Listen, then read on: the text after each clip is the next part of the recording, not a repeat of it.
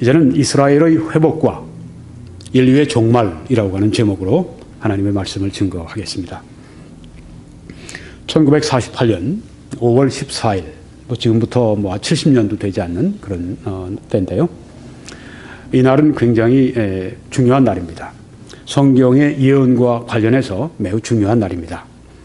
이 날은 이스라엘이 2500년 만에 자기 땅에서 독립국가를 수립한 그런 날이었었습니다.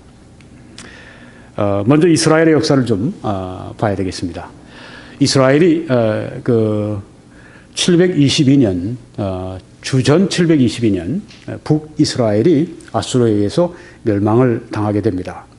그리고 얼마 있다가 주전 605년에 느부갓네살, 바벨론의 느부갓네살 왕이 쳐들어와서 예루살렘을 점령합니다. 그리고 바벨론으로 이스라엘 그 사람들을 끌어갑니다. 첫 번째 포로를 끌어갑니다. 그리고 결국은 주전 586년에 느부갓네살이 와서 이 예루살렘 함락시키고 멸망시키고 유다를 결국은 멸망시키고 거기에 있는 모든 그 성전에 있는 집기들을 다 바벨론으로 옮겨가고 그런 그 유다 멸망의 날이 바로 그 날입니다. 중간에 있는 주전 605년 이때 느부갓네살이 예루살렘을 점령했던 이때부터 소위 그 이방인의 시대가 시작이 된 것입니다. 그래서 이방인의 시대가 언제까지 지속이 되는가 하면 7년 대환란이 마친 그때까지 이방인의 시대가 계속이 됩니다.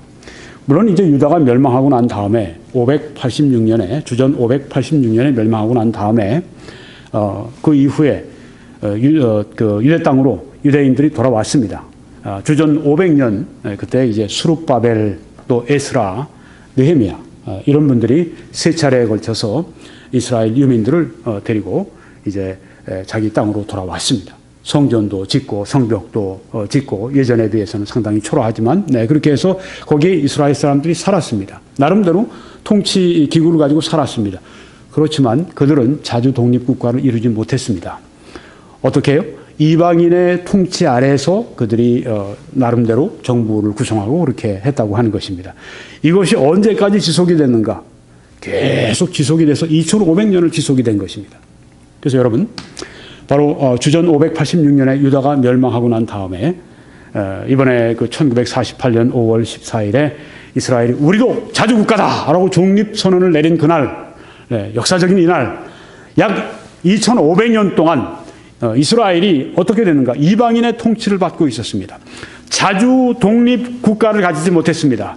유다가 586년 주전 586년 그때까지 자주 국가를 계속 가지고 독립된 자주 국가였었지만 그 다음에는 이제 무너지고 멸망하고 난 다음에 언제까지 이스라엘이 자주 독립 국가를 이루지 못했는가?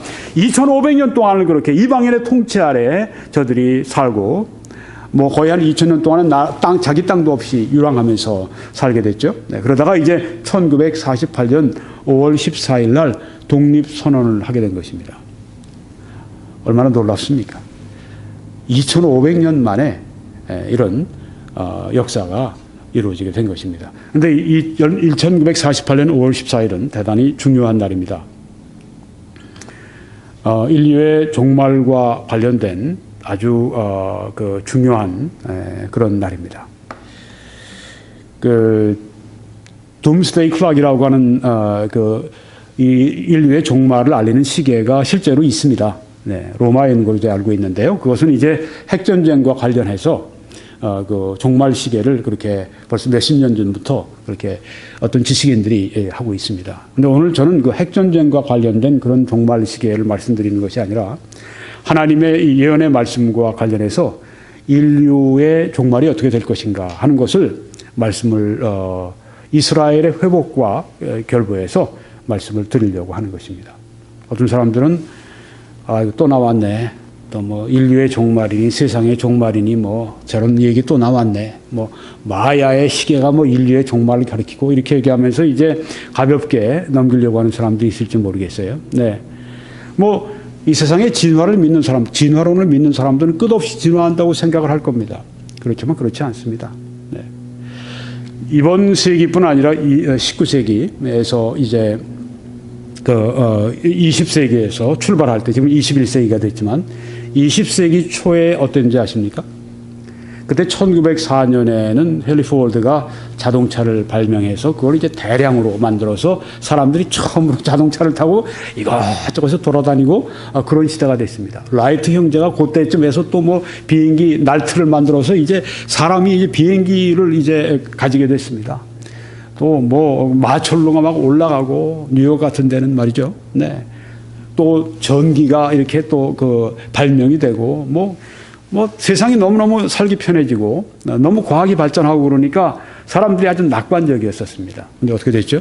1차, 2차 세계대전 때문에 그런 모든 인류에 대한 그 낙관적이기만 한 장밋빛의 그 인류에 대한 그런 그 미래의 전망이 완전히 송두리째 깨뜨려지게 됐죠. 네. 그래서 사람들이 정말 우리가 이렇게 힘을 갖고 우리가 이렇게 과학기술이 발전하는 만큼 그것이 우리를 파괴할 수 있구나 하는 것을 깨닫게 된 것입니다. 우리가 지금 인터넷 같은 것이 얼마나 발전을 했습니까? 네, 그래서 얼마나 우리가 쉽게 이렇게 지식을 접할 수 있어요. 네, 그래서 뭐 요새 보면은 어떤 사람들은 이제 뭐 스마트폰 같은 거 탁 가지고 가서 말이죠. 어떤 그 상점에 가서 탁 그 이 상점에 있는 이 뭐 내가 어떤 뭐 아이폰을 사려면 아이폰 여기 있는 거 하고 내가 다른데 딱 다른 상점하고 탁 비교해 봐서 이게 비싸다면 여기서 안 사고 다른 거기 있는 데로 가서 사게 됩니다. 네, 이런 시대까지 됐습니다. 얼마나 편해요. 네. 신문 뭐 우리가 구하러 나갈 필요 없이 내가 뭐 턱 키면 컴퓨터에서 신문이 세계 신문이 다 들어오는데요. 네, 이런 시대에 우리가 살고 있습니다. 그런데요, 여러분 지금 인터넷의 그 해커들이 얼마나 아주 무섭습니까? 뭐 심지어 미국의 국방성에 들어가기도 하고, 네, 또 해커들이 막 침투해서 또 은행 같은 거 막 털어가기도 하고, 네, 뭐 한국에도 얼마 전에 은행이 막 털리고 그랬죠. 네. 이런 것들이 만약에 어떤 그 원자력 발전소 같은 거 혹은 원자 무기 같은 거 이런 것을 해커들이 들어가서 그것을 사용해서 쓴다고 할 것 같으면 세계 대전을 일으킬 수 있는 그런 아주 무서운 또 이 파괴력이 있는 것이 또 인터넷 기술이라고 하는 것입니다.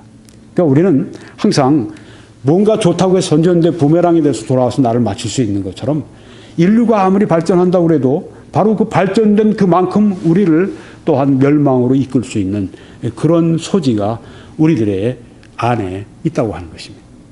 여러분, 한 10여 년 전이죠. 뉴욕의 그 쌍둥이 빌딩에 그 비행기가 한 대 가서 부딪히고, 그 다음에 이쪽 또 북쪽에 있는 빌딩도 또 가서 부딪혀서 그게 조금 있다가 주저앉았는데 그게 뭐 도무지 영화에서도 상상도 못했던 그런 일이 벌어지지 않습니까? 소수가, 네, 그런 아주 세계적으로 큰 파장을 일으킬 그런 일들을 한다고 하는 것입니다. 얼마든지 파괴적인 일들이 가능하다고 하는 것입니다. 네. 그래서, 이 인류의 종말시계, 인류의 종말에 대해서 말하는 것은 이것은 매우 현실적인 그런 측면이 있다고 하는 것입니다. 그런데 이스라엘이 회복되고 이스라엘이 자주 독립국가가 된 1948년 5월 14일, 물론 이제 5월 1일 날 유엔이 이스라엘을 자주 독립국가로 인정을 했어요. 그런데 이제 5월 14일 날 2주 지나서 발표를 한 거죠. 네, 그래서 이스라엘 사람들은 이제 5월 14일이 더 중요합니다. 왜냐하면 우리 스스로가 이스라엘이 이제는 독립국가가 됐다 선언했기 때문입니다. 근데 그 사람들은 뭐 지금 우리는 이제 우리 나라 찾았다. 옛날에 우리 광복했을 때 얼마나 사람들이 우리 기뻤겠습니까? 아, 우리 나라 찾았다. 별 뭐 36년 만이라고 그러지만 33년하고 조금 넘어요. 만으로 따지면. 네. 33년 그 얼마 하고 나서도 광복 찾았을 때 얼마나 온 나라가 기뻐했습니까? 근데 여러분, 그게 30년이 아니라 300년이 아니라 거의 3000년, 거의 2500년 만에 자기 자주 독립국가를 이뤘으니까, 자기 땅에서 이뤘으니까 얼마나 기뻤겠어요, 이 사람들이. 네. 아주 그냥 거기에 그들이 흥분하고 만취가 돼 있었겠죠. 그런데 여러분, 그것보다도 그분들이 가진 그런 환희보다도 더 중요한 사건이 있습니다. 그걸 오늘 말씀을 드리려고 하는 것입니다. 먼저 성경은 이스라엘이 온 세상으로 흩어지게 될 것을 이미 이스라엘이 자기들의 땅으로 들어오기 전, 가나안 약속의 땅으로 들어오기 전 800~900년 전에 모세를 통해서 예언하셨다고 하는 것입니다. 여기 보니까 내가 너희를 여러 민족 중에 흩을 것이요. 하나님이 흩어버리시겠다고 말씀했습니다. 내가 칼을 빼어 너희를 따르게 하리니. 하나님이 칼을 빼셔서 이스라엘 사람들이 흩어진 땅에서 칼에 의해서 쫓기는 그런 삶을 살게 될 것을 말씀하고 있습니다. 얼마나 살벌합니까? 그렇죠? 칼이 나를 쫓아온단 말이죠. 네, 총이 나를 쫓아온다. 얼마나 살벌해요. 이런 삶을 살게 될 것을 성경에 이미 여기 모세가 레위기에서 말씀했을 때 이스라엘 사람들이 아까 주전 586년 그때 멸망했는데요. 또 이 북이스라엘 11지 북이스라엘 왕국은 아까 주전 722년에 멸망하지 않았습니까? 근데 모세는 언제쯤 사람입니까? 주전 1500년 사람입니다. 그러니까 모세가 미래에 800년 혹은 900년 거의 1000년 되는 앞으로 있을 그 미래에 일어날 일을 여기 말씀하는데 이것은 모세가 이스라엘 백성을 이끌고 가나안 땅으로 들어가기 벌써 전에 이런 예언을 해버렸습니다. 너희 땅이 황무하며 너희의 성읍이 황폐하리라. 놀랍지 않습니까? 네. 그 땅으로 지금 이스라엘 백성을 데리고 들어가면서 모세가 하나님께로 받은 예언을 말씀합니다. 너희들이 지금 들어가지도 못하고 있고 너희들이 이제 앞으로 들어갈 이 땅인데 바로 여기서 하나님께서 나중에 너희 민족을 흩어버리실 것이다. 그리고 너희들이 가는 곳마다 칼이 너희를 따라다닐 것이다. 그걸 누가 하시냐면 하나님이 하신다고 말씀을 했습니다. 이건 무섭죠. 이렇게 되니까. 네. 너희 땅이 황무하며 너희 성읍이 황폐하리라. 너희가 여러 민족 중에서 멸망하리니 망하리니 너희의 원수들의 땅이 너희를 삼킬 것이라. 그곳에 가서 이제 여기 정말 살만하다 싶으면 그 땅이 이들을 삼켜버리는 것입니다. 여러분이 유명한 그 용어가 하나 있죠. 영어로 세미티즘이라고 하는 게 있습니다. 네. 엔티세미티즘이라고 하는 게 있습니다. 이 유대인들을 아주 미워하는, 유대인들을 배척하고 유대인들을 증오하는 것이 유대인들이 사는 땅마다 있어요. 여기에 그 너희 원수들의 땅이 너희를 삼킬 것이라고 말씀했는데 유대인의 역사를 잘 여기 말씀하고 있습니다. 너희 남은 자가 너희의 원수들의 땅에서 자기의 죄로 말미암아 쇠잔하며 그 조상의 죄로 말미암아 그 조상같이 쇠잔하리라. 예, 그렇게 했던 것은 죄 때문이다. 여기에 말씀을 하고 있는 것입니다. 이스라엘 백성들이 그 선조들이 그 많은 죄를 쌓고 싸움으로 말미암아서 결국은 망하고 하나님이 결국은 그들을 사방 각지로 흩어버리시고 결국은 그들의 삶이 칼이 쫓아가는 그 삶이 되도록 만드신다는 그 말씀이 여기 나와 있습니다. 그러니까 여기에 우리는 정말 죄가 우리에게 죄가 원수라고 하는 거죠. 네, 죄가 원수입니다. 또 이 말씀이 있습니다. 여호와께서 너희에게 선을 행하시고 너희를 번성하게 하시기를 기뻐하시던 것 같이 하나님이 축복하시는 걸 기뻐하셨습니다. 그것처럼 이제는 여호와께서 너희를 망하게 하시며 멸하시기를 기뻐하시리니 하나님이 그걸 기뻐하신다는 말씀을 하신 겁니다. 왜요? 그들의 죄 때문에 너희가 들어가 차지할 땅에서 뽑힐 것이요. 네. 가나안 땅에서들이 뽑혀서 사방각처로 흩어지게 될 것이다. 여호와께서 너를 땅 이 끝에서 저 끝까지 만민 중에 흩으시리니 온 세계에 흩어버리시리니 네가 그곳에서 너와 네 조상들이 알지 못하던 목석 우상을 섬길 것이라. 그 여러 민족 중에서 네가 평안함을 얻지 못하며 네 발바닥이 쉴 곳도 얻지 못하고 여호와께서 거기에서 네 마음을 떨게 하고 눈을 쇠하게 하고 정신을 산란하게 하시리니. 여러분이 그 이스라엘 사람들이 이제 이렇게 세계 각지에서 박해받는 특별히 지난 세기에 20세기에 2차 세계대전 중에 네, 그 독일인들에 의해서 나치에 의해서 저들이 박해받고 쫓기고 살육당하고 600만이 살해당하고 그런 때 그런 이야기, 그런 책, 그런 또 이 영화 같은 거 보시게 되면 여기 이 말씀이 그대로 들어 있습니다. 저는 여기 공공도서관에서 두 가지 거기에 관한 영화를 제가 빌어봤습니다. 하나는 코리텐 붐이라고 하는 한 크리스찬 이야기가 그분은 네덜란드 사람이지만 유대인들을 도왔다고 하는 것 때문에 이제 나치에 끌려가서 수용소에서 죽도록 고생하고 나중에 죽을 수밖에 없는데 하나님의 기적적인 방법으로 그를 풀어내 주셔서 나이가 오래될 때까지 세계 각지에 다니면서 자기의 이 간증을 전하면서 하나님의 말씀을 전했던 분인데요. 코리 텐 붐. 또 하나는 이제 피아니스트라고 하는 영화입니다. 일반 영화인데 유대인 가운데 폴란드에 살는 바르샤바에 사는 아주 굉장히 뛰어난 피아니스트가 유대인으로서 결국은 이제 2차 세계대전 때문에 얼마나 이 고난을 겪는지에 대해서 아주 생생하게 그 영화가 그렸는데요. 네. 제가 추천합니다. 볼만합니다. 네. 피아니스트라고 하는. 네. 여기에 있는 이 말씀이 생생하게 그대로 네. 그 영화 같은 걸 통해서 그런 책 같은 걸 통해서 그런 DVD 같은 걸 통해서 다 나타나는 것입니다. 유대인들은 얼마나 이거 뼈저린 정말 아주 피에 사무치는지 뼈에 사무치는지 네. 이들은 책을 이렇게 큰 걸 만들었어요. 거의 이만한 두껍기도 뭐 몇백 번 그냥 거의 천 페이지에 가까운 책을 화보들을 다 담아서 네. 그들의 그때 당했던 순환, 네. 그들이 나치에 의해서 당했던 그런 학살 이런 다 사진 화보에 담겨 있는 것을 저도 지금 사서 간직하고 있는데요. 네. 이 말씀 그대로입니다. 무섭습니다. 하나님 말씀 그대로 이루어지는 것입니다. 내 생명이 위험에 처하고 주야로 두려워하며 내 생명을 확신할 수 없을 것이라.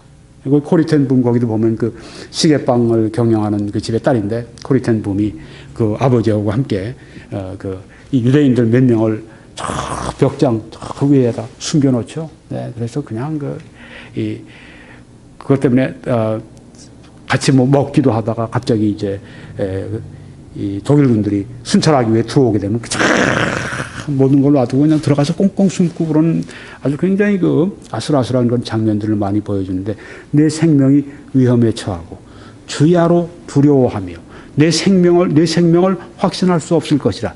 뭐 이 말씀 그대로 네, 그런 영화들이 거기에 나오는 실화들이 다 그대로 우리들에게 증언하고 있지 않습니까? 이제 하나님 또한 회복을 말씀을 하셨습니다. 네, 아까 이스라엘이 이렇게 흩어질 걸 말씀하시고 회복도 예언하셨습니다. 그런즉 그들의 원수의 땅에 있을 때 내가 그들을 내버리지 아니하며 미워하지 아니하며 아주 멸하지 아니하고. 아마 그 당시 2차 세계대전에서 독일의 나치가 계속 승승장구했다면 이 땅에 그 당시에 있던 유대인들이 뿌리가 뽑혔을지 모릅니다. 600만을 죽였으니 말이죠. 네. 지금도 이스라엘 사람들이 전 세계적으로 2천만이 채 안 됩니다. 네. 600만을 죽여버렸으니 말이죠. 네. 아주 뿌리가 뽑혔을 겁니다. 이 성경에 보니까 내가 그들을 내버리지 아니하며 미워하지 아니하며 아주 멸하지 아니하고 남은 자들을 하나님께서 남겨두셨다고 하는 것입니다. 그들과 맺은 내 언약을 폐하지 아니하리니 나는 여호와 그들의 하나님이 됨이니라. 왜요? 아브라함과 약속하시지 않았습니까? 내 후손으로 말미암아 모든 세상의 모든 족속이 복을 받으리라. 아브라함의 후손, 바로 야곱의 후손, 바로 이스라엘, 이들을 하나님께서 결국은 온 세상에 복이 되도록 그렇게 만드시겠다고 했기 때문에 내 언약을 폐하지 않는다고 말씀했기 때문에 이스라엘은 그렇게 멸망의 자리까지 갈지라도 결국은 하나님께서 그들을 구출하셔서 그들을 살려내신다는 말씀입니다. 내가 그들의 하나님이 되기 위하여 민족들이 보는 앞에서 애굽 땅으로부터 그들을 인도하여 낸 그들의 조상과의 언약을 그들을 위하여 기억하리라. 나는 여호와니라. 하나님은 언약을 반드시 기억하시고 언약을 이루시는 하나님이시죠. 네. 내가 네게 진술한 모든 복과 저주가 네게 임함으로 네가 네 하나님 여호와로부터 쫓겨간 모든 나라 가운데서 이 일이 마음에서 기억이 나거든. 너와 네 자손이 네 하나님 여호와께로 돌아와 내가 오늘 네게 명령한 것을 온전히 따라 마음을 다하고 뜻을 다하여 여호와의 말씀을 청종하면. 여러분 거기 안내 일기 같은 거 이렇게 보고 그러면요. 거기에 그 유대인들이 하나님 앞에 시편으로 막 기도하는 장면들이 나옵니다. 다락방에 숨어 있는데 또 누군가가 독일군 나치가 또 치고 들어와서 또 막 뒤집니다. 여기저기 막 뒤지고. 네. 거기서 겨울, 봄, 여름, 겨울을 살고, 네. 그리고 이제 또 겨울을 넘기는가 싶었는데 또 와서 막 이잡듯이 막 뒤지면서 막 이쪽 치고 들어오고 저쪽 문 열고 이쪽 깨뜨리고 막 들어올 때, 그래서 시편으로 하나님 앞에 막 그냥 아뢰면서 하나님 앞에 막 매달리는 그런 사람들을 볼 수 있어요. 그 중에 잡혀가서 죽게 되기도 하고 또 어쩌다가 기적적으로 살아남은 사람도 있고, 네. 그런 것들, 네.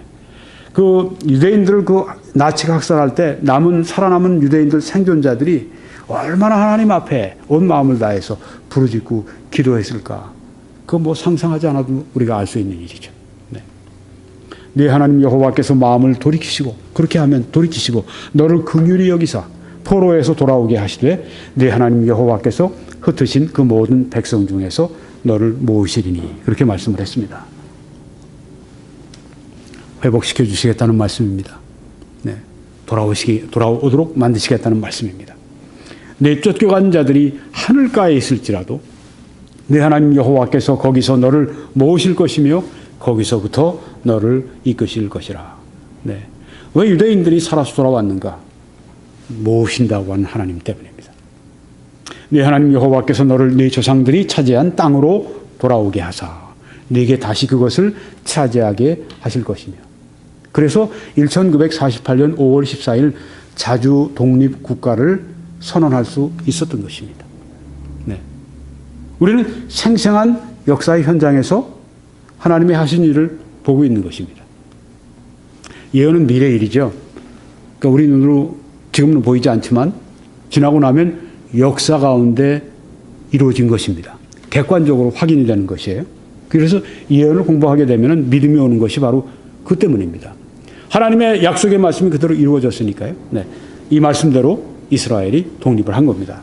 여호와께서 또 네게 선을 행하사 너를 네 조상들보다 더 번성하게 하실 것이며 옛날에 다윗 시대, 솔로몬 시대에 얼마나 번창했습니까? 그렇지만 그 시대보다 더 번창하게 할 때가 온다고 말씀했는데 언젠가 네.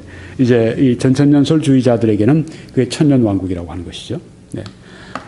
자, 우린 지금 모세의 글을 통해서 보았습니다만 이사야 선지자도 동일한 말씀을 성령께 받아 기록했습니다. 그날에 주께서 다시 그의 손을 펴사 그의 남은 백성을 아수르와 애굽과 바드로스와 구스와 엘람과 시날과 하맛과 바다 섬들에서 돌아오게 하실 것이라.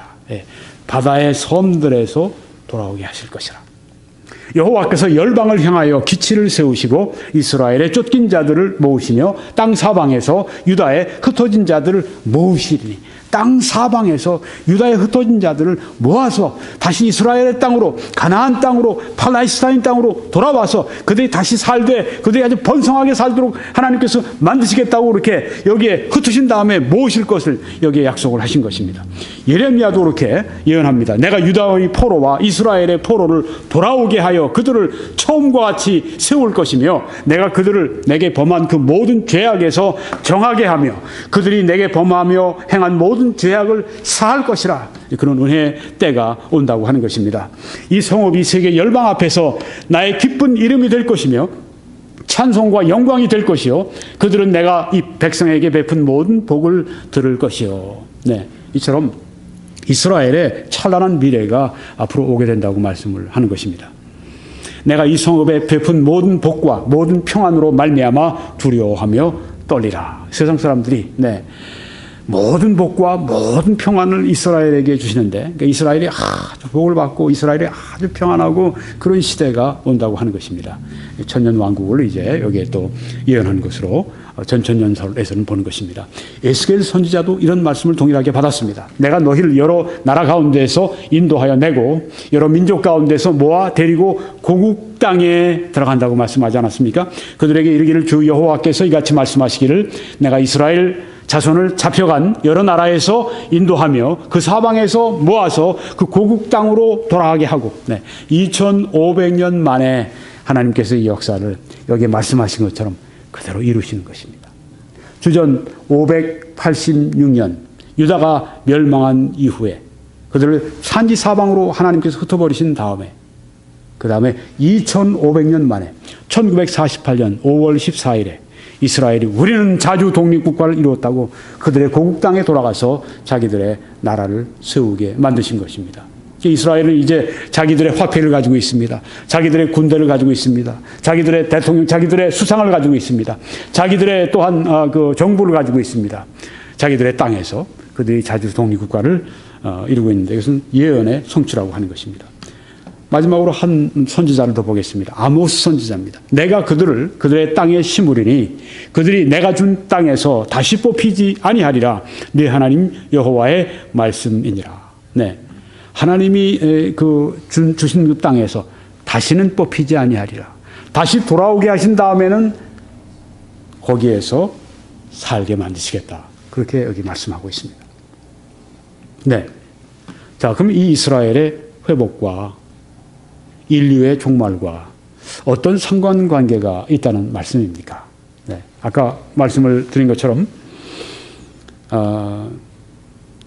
저기 지금 별은 다윗의 별인데요. 저기 어디 떨어지는 걸 한번 보시기를 바랍니다. 네. 지금 교회 시대에 맨 후반부에 지금 떨어졌는데요. 이 전환란 전천년설, 네. 이 환란 전에 예수님의 공중재림과 교회 휴거가 있고, 천년왕국 이전에 예수님의 지상 재림이 있다. 이걸 이제 전환란 전천년설 이렇게 말을 합니다. 네. 이 전환란 전천년설의 대표자는 여기 오른쪽에 사진에 보시면 존 월버더 같은 그 평생을 90평생을 성경의 예언을 연구하는 일에 못 마친 그런 신학자인데요. 네. 이분은 이 상당한 신학자입니다. 세계에서 제일 좋은 신학교 가운데 하나인 미국의 달라스 신학교의 총장을 거의 30년을 역임하신 대단한 학자입니다. 또 아주 경건한 하나님의 일꾼입니다. 예언을 공부했는데요. 이분이 이제 이 전환란 전천년설을 신봉하는데, 여러분, 이런 그 전환란 전천년설 주의자들에게는 지금 이 시대가 비상한 시기입니다. 왜 그렇습니까?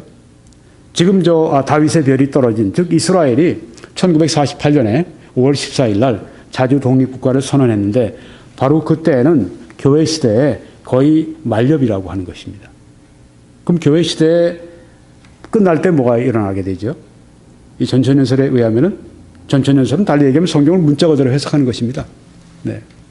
성경을, 예언을 상징적으로 해석하는가? 그럼 뭐 이렇게도 해석할 수 있겠죠? 상징이니까 이렇게도 볼 수 있겠죠? 네. 근데 성경을 문자 그대로 해석하면 문자 그대로의 의미를 우리가 생각해내야 됩니다. 네. 여기 그러니까 성경에서 여기서 문자 그대로 말씀하는 게 뭔가? 예수님이 베들레헴에 출생하실 것이라고 할 것 같으면 예수님 출생하는 데는 예루살렘이 아니라 베들레헴이죠. 네. 헤브론이 아니라 베들레헴이죠. 네. 그러니까 베들레헴이라고 하는 것을 분명히 찾아내야 되는 것입니다. 네. 그러니까 뭐 달리 뭐 얘기할 곳이 없어요. 마찬가지로 문자적으로 성경을 해석한다고 할 것 같으면은 바로 이 이스라엘 백성이 모이는 이때, 자주 독립국가를 이루는 이때, 이때가 굉장히 중요합니다. 왜냐하면 그 다음에 이스라엘과 관련된 세계 역사가 결국은 인류의 종말, 세상의 종말로 가는 그 시간표에 그 아주 처음 부분에 놓여 있기 때문입니다. 그러니까 이 세상의 종말에 대한 신호탄으로서 우리가 알 수 있는 날이 바로 벌써 67년 전 이야기입니다. 1948년 5월 14일 날 이스라엘이 독립을 한 날이죠. 네. 그래서요, 이스라엘과 관련된 예언적 사건들의 예상되는 순서를 22가지로 이렇게 발표를 했습니다. 한국에는 아직 이 책이 번역이 안 된 것으로 제가 알고 있습니다. 그래서 아마 한국 교회에는 이게 처음 소개되는 것이 아닐까 이렇게 생각이 되기도 하는데요. 네. 제 견해가 아닙니다. 여기에 평생을 연구했던 성경의 예언 박사, 네, 분의 말씀을 제가 여러분들에게 지금부터 말씀드리겠습니다. 첫째는 2차 세계대전 중에 독일에서 유대인들의 대학살이 있었습니다. 홀로코스트가 있었습니다. 네, 여러분 너무 잘 아십니다. 그때 너무 비참하게 유대인들이 살육을 당하니까 세계인들이 유대인들을 동정하기 시작했습니다. 그래서 저들이 땅이 없구나, 유랑하고 있으니까 저런 일을 당하는구나, 저들에게 땅을 줘야 되겠구나라고 하는 그런 어떤 이 공통된 심리가 여론이 이렇게 조성이 됐습니다. 왜요? 2차 세계대전 때 나치에 의해서 유대인들이 대학살을 당했습니다. 뭐 나치뿐이겠어요. 나치에게 동조한 사람들이 누굽니까? 독일인들 아닙니까? 독일인들이니까 뭐 독일 전체가 거기에 가담됐다고 봐야죠. 그러니까 독일의 브란트 수상 같은 사람이 수상이 된 다음에 그 유태인들의 그 대학살을 그걸 기념하는 그곳 앞에 헌화한 다음에 그 앞에 무릎을 꿇잖아요. 네. 사죄를 하지 않습니까? 이게 일본 사람들과 너무너무 다른 점이에요. 네. 위안부 문제 지금 없던 사실로 만들려고 그러고 거짓말하고 아주 정부 차원에서 국가적인 차원에서 거짓말하고 그렇게 회개하지 않고 아주 그냥 그런 아주 그러니까 일본하고는 앞으로 우리나라가 잘 살 수 있는 사이좋게 잘 살 수 있는 그런 나라가 못 됩니다. 네, 뭐 그런 나라도 해볼래 근성이. 네, 근데 유대인들은 어떻습니까? 독일인들이 어떻습니까? 그 브란트가 그렇게 하는 것 때문에 어떻게 됐죠? 독일이 요새는요, 그렇게 범죄했지만, 뭐, 유대인들만 학살했습니까? 프랑스인도 많이 죽이고, 영국인도 많이 죽이고, 뭐, 네덜란드 사람도 많이 죽이고, 벨기에 사람도 많이 죽이고, 뭐, 돌아다니면서 그때 2차 세계대전 하면서 러시아 사람을 2천만 명 죽이고, 얼마나 많이 죽였습니까? 근데 요새 어떻습니까? 그 유럽 연합에서 독일이 지금은 맹주입니다. 리더입니다. 네. 또, 게다가 또 아주 하우스와이프, 아주 그냥 그 가정주부 같은 그런 메르켈 대통령, 여자 대통령이 딱 오랫동안 집권하면서 아주 뭐 그 독일의 지금 위상이 그 유럽에서 지금 최고가 됐어요. 네. 몇십 년 만에 독일의 그 유럽의 범죄자가, 세계의 범죄자가 지금 아주 유럽에서 지금 이게 높임을 받는 그런 것이었는데 바로 그런 것 때문입니다. 브란트 같은 사람이 무릎을 꿇고 사죄하고 그런 모습 보면서 저런 사람들이, 그러니까 프랑스 대통령이 그 다음에는 와서 사죄하니까 껴안고 그러잖아요. 그렇게 프랑스 사람 많이 죽이고 그랬더라도. 일본 사람이 그래야 돼요. 아베 수상 정도가 아니라 일본 왕이 나서서 자기가 사죄를 해야 됩니다. 우리가 이렇게 됐습니다. 우리가 잘못했습니다. 우리가 이런 일이 없도록 하겠습니다. 한국민들의 정말 사죄를 제가 용서를 구합니다. 용서해 주십시오. 이 한마디만 하면 한일 관계가 얼마나 발전되겠어요. 한국 사람들도 그런 얘기하면 또 그래 용서해 줘. 뭐 저렇게 하는데 그러지 않겠습니까? 저렇게 하고 있으니까. 네. 일본이 리더가 못 돼요. 리더십이 없어요. 그런 면에서. 독일은 리더십이 있는 겁니다. 여간에 이때 유대인들에게 이 땅을 줘야 되겠다. 그래서 결국은 두 번째 보면 1948년에 유엔이 이스라엘을 국가로 인정을 해줍니다. 그리고 5천 평방마일의 지역을 이스라엘 사람들에게 살 수 있도록 그 팔레스타인 땅, 가나안 땅, 하나님이 주셨던 그 땅에 허용하는 것입니다. 하나님은 참 이런 우여곡절을 통해서 유엔이라고 하는 기관을 통해서 이스라엘을 다시 돌아올 수 있도록 그렇게 만드셨습니다. 그게 2500년 만에 이루어지는 것입니다. 놀라운 일입니다. 네. 근데 옛날 그 예루살렘은 그때 제외했습니다. 네. 나중에 1964년 전쟁 때 전쟁에서 그걸 뺏었죠. 네. 이스라엘이.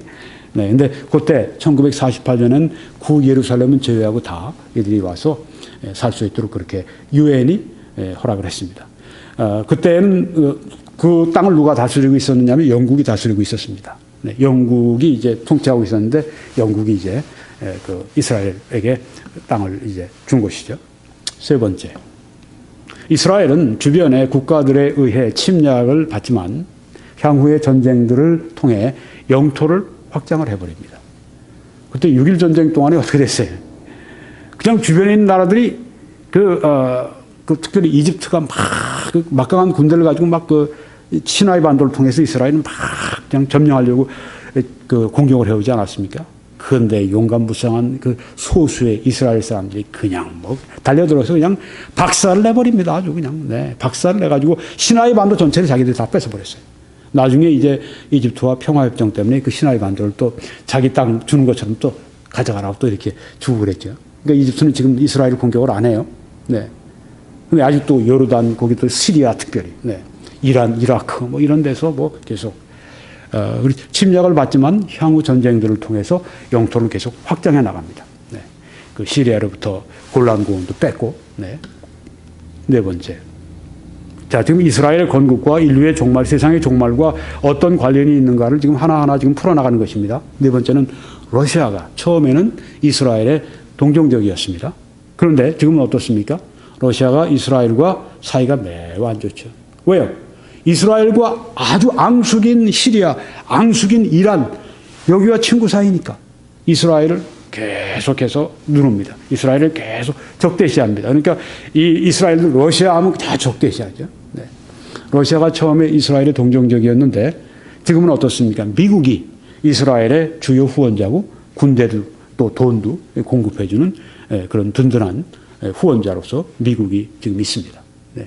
미국의 지금 그런 이유 가운데 하나는 우리 그리스도인들이 그 이스라엘에 대한 이 동정 또 이스라엘에 대한 하나님의 약속이 있기 때문에 복음주의자들, 보수적인 이 복음주의자들이 이스라엘을 적극 지지합니다. 그뿐 아니라 이제 그 이스라엘계 그 유대계 미국인들이 한 500만 정도가 미국에 있죠. 이 사람들이 아주 막강한 그런 이 파워를 가지고 있습니다. 정치, 경제, 사회, 문화에서 유대계 이 미국인들이 엄청난 그 정치력을 발휘해서 이 미국이 이스라엘을 돕도록 그렇게 하죠. 네. 미국 대통령 뽑는데도 유대계 무시했다가는 그 미국 대통령 되기도 힘들어요. 미국이 지금 그렇게 됐습니다. 네. 다섯 번째, 이스라엘은 땅과 농업과 산업과 정치력에 있어서 괄목할 만한 발전을 이루게 됩니다. 가보십시오.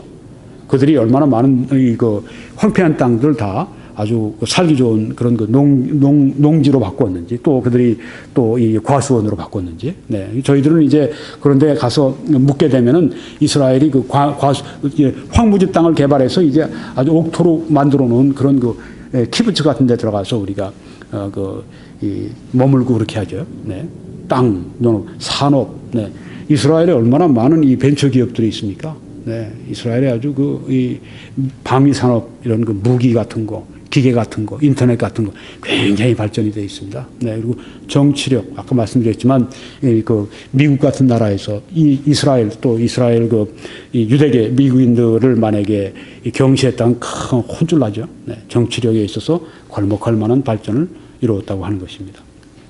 또 일련의 군사적인 충돌을 통해서 이스라엘은 주변 국가들보다 더 우월한 군대를 보유하고 있음을 입증한다고 하는 것입니다. 네, 벌써 여러 번 충돌이 있었는데 그때마다 이스라엘이 항상 이겼어요. 그러면서 이스라엘이 작지만 진짜 아주 작은 고추가 맵다고 그들이 지금 원자 폭탄까지 보유하고 있죠. 네, 그래서 여차했다가 가만 놔두지 않는다. 그러니까 이제는 아주 이 아랍들이 힘이 있어도 함부로 못해요.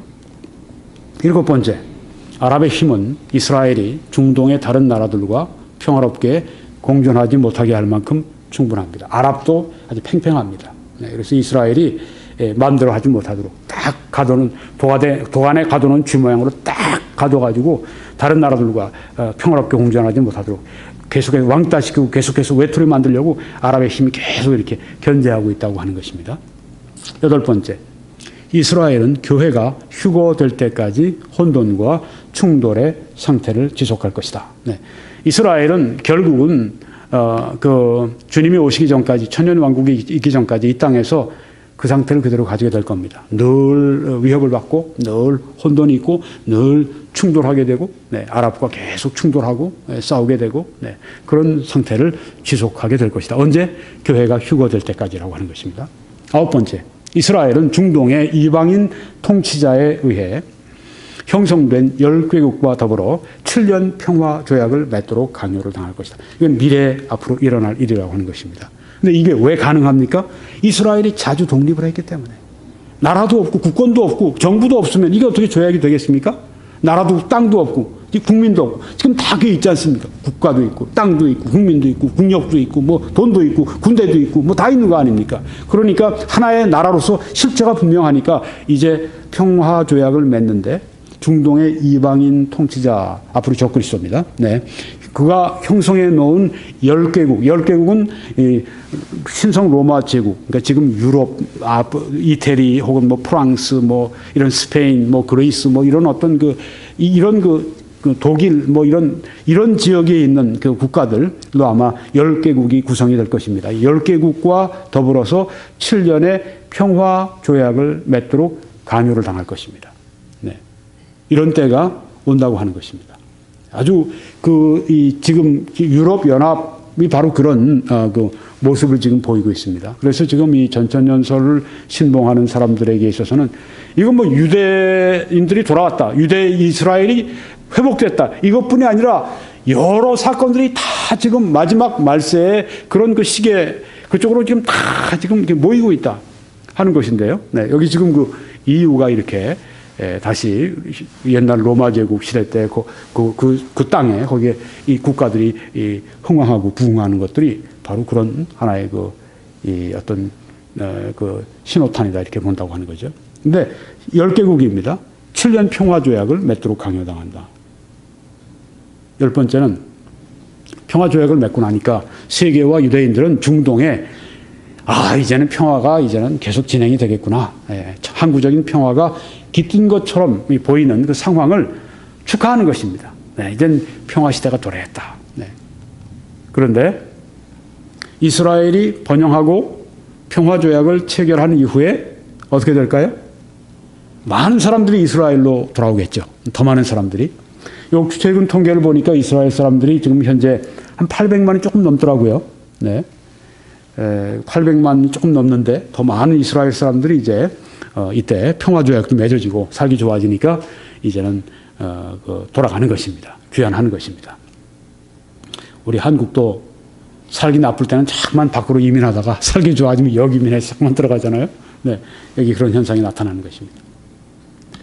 근데 이제 문제가 생깁니다. 3년 반의 그 평화가 끝날 무렵에 러시아가 여러 나라들과 함께 이스라엘을 침략하게 됩니다.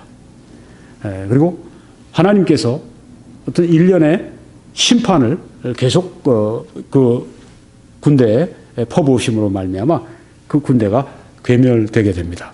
네. 자, 7년 평화조약을 이제 그 중동의 그 통치자와 맺었어요. 적그리스도죠. 맺었어요. 3년 반 동안 평화로운 것 같았어요. 그러니까 다른 나라에 살던 사람들도 이스라엘 사람들이 그 땅으로 돌아와서 아주 번영하는 것 같았어요. 그런데 3년 반 평화가 끝날 무렵에 러시아가 다른 나라들과 함께 침략을 한다고 하는 것입니다. 네. 흥미롭죠? 네. 러시아가 여러 나라들과 함께 이스라엘을 침략한다고 하는 것. 네. 더 자세한 내용은 나중에 말씀드리고 13번째, 3년 반의 평화의 시기 이후에는 평화조약이 깨집니다. 이 조약을 맺었던 당사자가 이스라엘 향해서 조약을 깬다고 이렇게 일방적으로 깹니다. 그리고 그 중동의 통치자가 누가 되냐면 세계의 독재자가 됩니다. 적그리스도가 됩니다. 그리고 이스라엘을 가장 박해하는 자가 되어버리는 것입니다.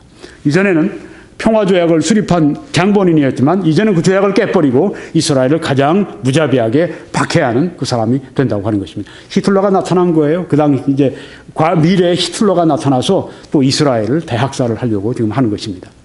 14번째, 세계 독재자가 이스라엘의 성전을 더럽히고 자신을 예배하도록 우상을 세우게 된다고 하는 것입니다. 네.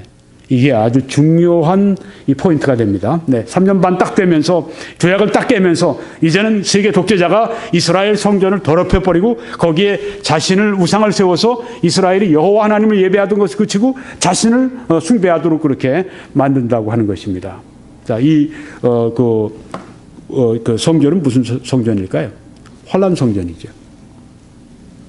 제가 지난번에 그 신천지 교리를 교정한다는 메시지를 전하면서 이스라엘 사람들이 지금 성전 건립을 위해서 아주 설계도를 다 짜고 있다고 하는 걸 보여드렸죠. 네. 이미 성전을 건립하기 위해서 그들이 그 모스크가 있는 걸 헐고 성전을 거기다 건립하려고 다 지금 짜놓고 있는 그 상황입니다.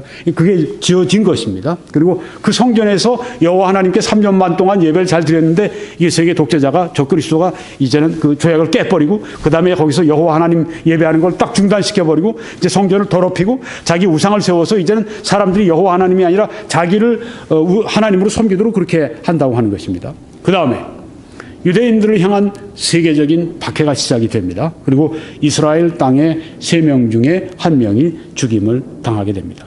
이스라엘 사람들 가운데 3명 중에 1명이 죽습니다. 네. 이거 뭐 우리가 이해하는 게 그렇게 어렵지 않아요. 왜냐하면 벌써 히틀러 시대 때 이스라엘 사람들이 600만 명이 대학살을 당한 것을 보면 우리가 알 수 있습니다. 지금도 유대인들이 전 세계적으로 한 600만 정도밖에 되지 않습니다. 근데 그때 600만 명이 죽었다고 할 것 같으면 3명 중 아마 한 명 반이나 아마 2명꼴로 그때 1명 반꼴로 죽지 않았나 싶어요. 근데 여기서는 3명 중 1명이 죽는 것을 여기서 말하고 있습니다. 그리고 이어서 그리스도를 믿는 유대인 남은 자들이 나타나게 됩니다. 네. 구원받은 유대인들이죠.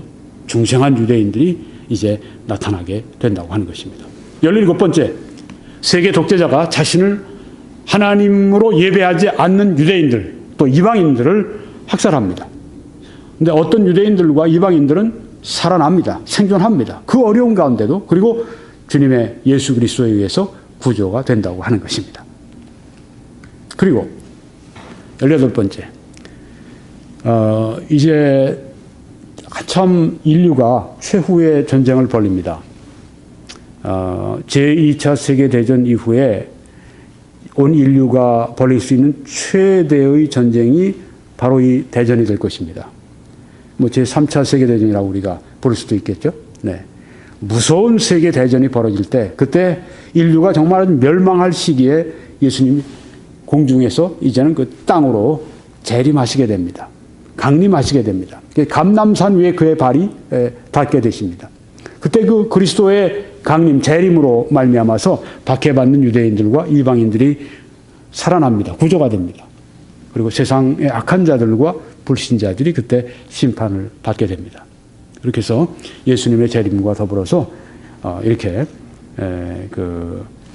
큰 국면 전환이 일어나게 되죠.